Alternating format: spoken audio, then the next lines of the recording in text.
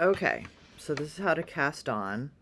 You've got your ball of yarn and then the tail of the yarn, right? And your needles. So first you're going to make a slip knot. And we call it slip knot because it's a knot that you can just slip and it's gone. So to do that, we do it in slow-mo here.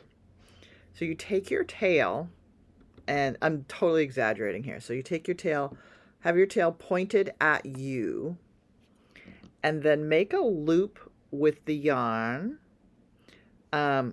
over the tail.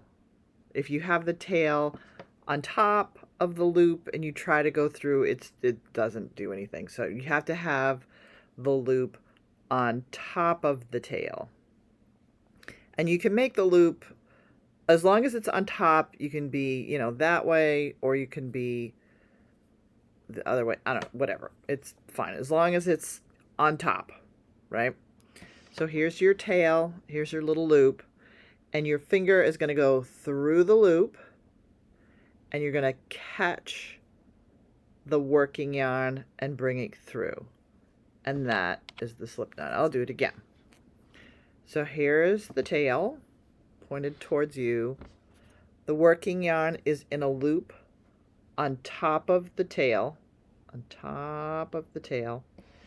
you're going to go through the loop from top to bottom, through the loop, catching the working yarn and bringing it through. And that makes your slip knot.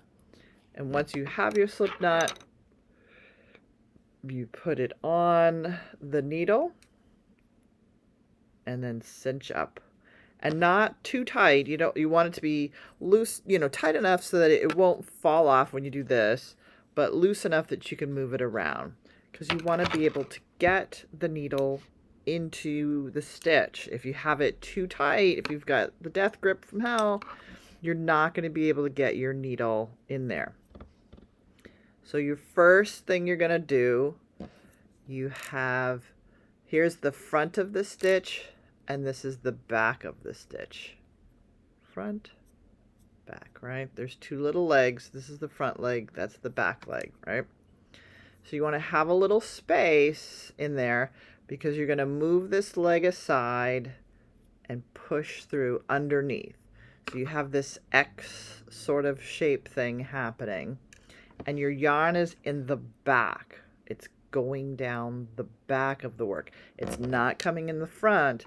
It's going down the back, and you've got to keep this X shape. So put it on the table. Put it on your lap. Just make it easy on yourself, right? So you're going to support with your left hand and work with your right hand. And you're going to go through the back, and you have to tension this piece of yarn while still holding on to this needle. There's two things happening at once, the yarn and this needle. And this piece of yarn has to go underneath there. So you're holding it. I tension the yarn with my finger so that I can hold the needle with these fingers. And then I support this whole operation with this finger.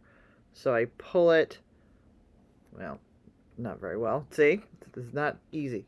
So you wrap around and you pull it underneath and then pull the stitch out and then put it on the needle.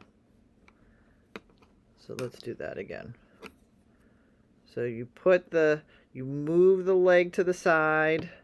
I don't know, can you see? Move the leg to the side. Go underneath. The right hand needle is underneath. The left hand needle is on the top. And you're supporting all of that with your left hand. All of these fingers. Get all your fingers involved.